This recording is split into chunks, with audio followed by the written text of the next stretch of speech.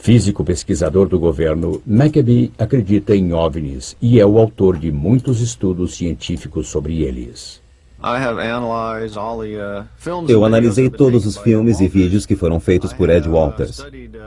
Eu acho que estudei a maioria dos vídeos que foram feitos por outras pessoas de lá. Ele está parado ali. No que diz respeito a fotos e vídeos de Ed, é minha opinião que são reais.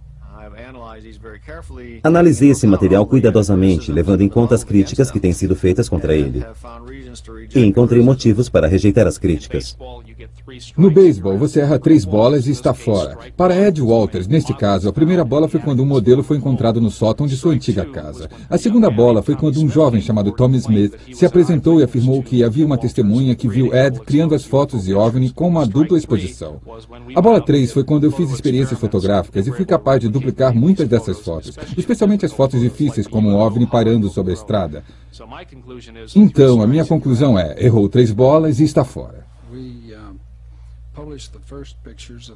Publicamos as primeiras fotos das aparições de Gulf Breeze em novembro de 1987.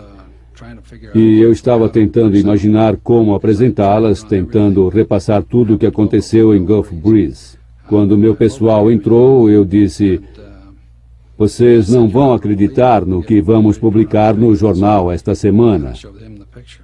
E mostrei as fotos. E eles disseram: foi isso que vimos. O Sentinel só deu continuidade à história porque muitas outras pessoas em Gulf Breeze haviam visto o OVNI na mesma noite em que Ed havia fabricado as fotos. Já vi 3 outras aparições à luz do dia e mais de 100 aparições à noite no Parque Shoreline em Gulf Breeze. Eu testemunhei mais de 170 aparições. Eram luzes vermelhas, vermelhas e brancas, pairando sobre e em volta de Gulf Breeze, na Flórida. Já vi uma cúpula prateada não identificada no céu. Nunca tinha visto algo assim antes. E foi simplesmente inexplicável.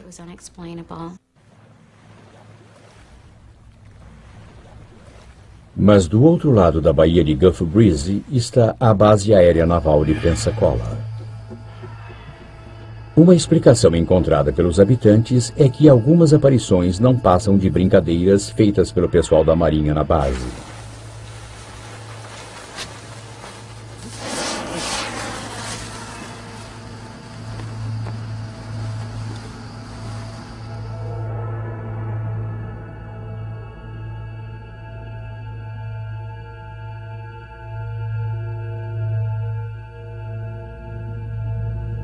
Outra possibilidade é que as aeronaves militares estejam sendo confundidas com OVNIs. Por exemplo, a maioria das pessoas reconheceria os VADs, veículos aéreos desabitados, projetados para reconhecimento e observação secretos?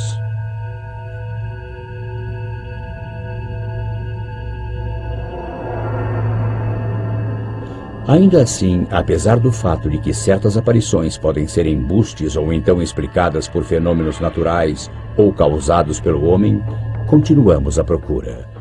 Nosso fascínio só cresce enquanto os cientistas descobrem evidências de vida em outros planetas. Ele só cresce enquanto se torna cada vez mais razoável acreditar que não estamos sozinhos no universo. Se os sinais de vida em Marte provarem ser verdadeiros, a vida extraterrestre em geral pode ser ainda mais disseminada. Astrônomos calculam a quantidade de civilizações que podemos esperar detectar no espaço.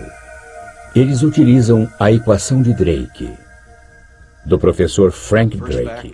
O primeiro fator é o índice de formação de estrelas na nossa galáxia. Quanto mais estrelas você produz, mais morados potenciais de vida irão existir. Uma fração dessas estrelas irá ter planetas. Esse é o segundo fator, a fração que terá planetas. Depois temos que levar em conta a quantidade de planetas em cada sistema que são potenciais moradas de vida. O próximo fator é a fração de sistemas de coisas vivas que dão origem à inteligência. O fator seguinte é a fração de sistemas de criaturas inteligentes que desenvolvem alta tecnologia, uma tecnologia detectável. Mas quanto tempo duram? Por quanto tempo são detectáveis? Talvez sejam destruídos por acidentes cósmicos, talvez de maneira ruim, através de uma guerra nuclear. Achamos que provavelmente se tornam indetectáveis porque sua tecnologia ficou tão sofisticada que não há desperdício de energia. Eles não liberam energia para o espaço e, portanto, não há sinal deles para ser detectado. E então dizemos, bem, deve haver alguma longevidade. L, a extensão de tempo durante a qual uma civilização é visível. E agora, se tomarmos o índice de produção e o multiplicarmos por aquele L, o resultado final é o que começamos a descobrir, que é a quantidade de civilizações detectáveis no espaço.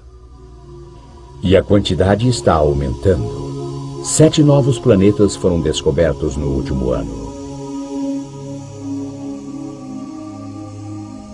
Um desses planetas é quase tão grande quanto Júpiter, do tamanho da 4ª estrela mais próxima do Sol.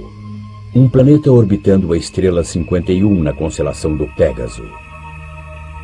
A última estimativa da quantidade de galáxias agora é 50 bilhões. A quantidade estimada de civilizações detectáveis é de 100 milhões de milhões. Alguma dessas civilizações em potencial está tentando se comunicar conosco? 7. A busca por inteligência extraterrestre está na escuta. Realizei a primeira busca moderna de rádio em 1960. Em todo o mundo, grandes radiotelescópios estavam sendo construídos porque a beleza e a potência da radioastronomia tinha acabado de ser reconhecida. E também naquela época, receptores de rádio muito mais sensíveis foram inventados. A combinação desses novos telescópios e desses novos receptores de rádio nos deram uma sensibilidade muito maior do que tínhamos antes, e foi uma inovação. Em termos de habilidade, tínhamos cruzado uma fronteira muito importante. Então fazia sentido pesquisar. Não precisávamos de qualquer coisa especial nas atividades dos extraterrestres. Se eles fossem como nós, poderíamos detectá-los. Realizar uma busca 7 da superfície da Terra é algo muito desafiador e muito difícil. E o motivo é que detectamos sinais inteligentes o tempo todo, só que eles são todos nossos. Todos criados por nós, e alguns com uma vida incrivelmente longa.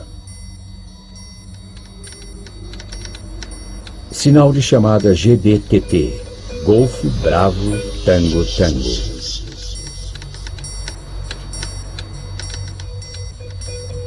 Mais de 30 anos após ser enviado, um sinal codificado na época da guerra dirigido ao Queen Mary foi recebido pelo seu sucessor, o QE2. O QE2 usa o mesmo sinal de chamada.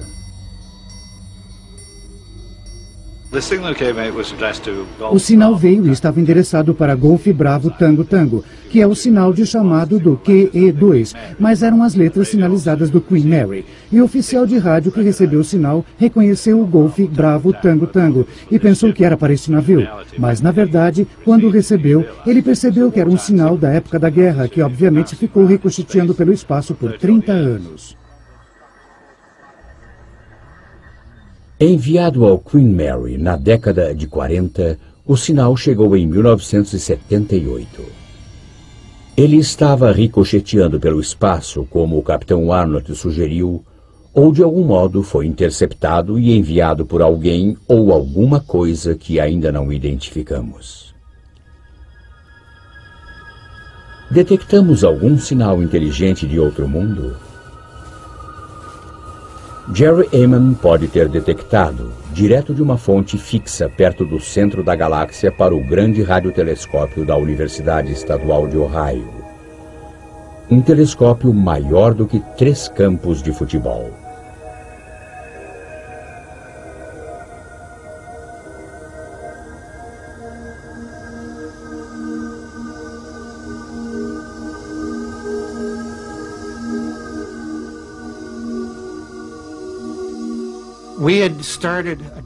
Tínhamos iniciado uma análise de dados em 15 de agosto de 1977, que durou cerca de 3 dias.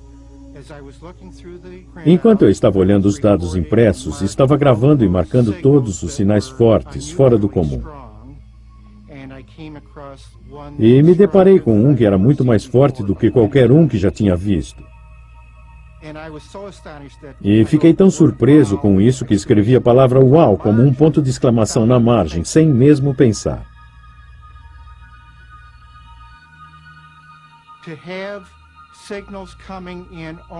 Ter sinais entrando em um só canal indica a possibilidade de que isso tenha sido um evento astronômico singular ou gerado por algum transmissor.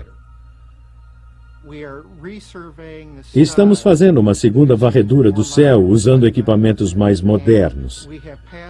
E passamos por essa mesma região do céu e ainda não vimos a fonte do uau novamente. Heyman e seus colegas verificam seu equipamento e os números.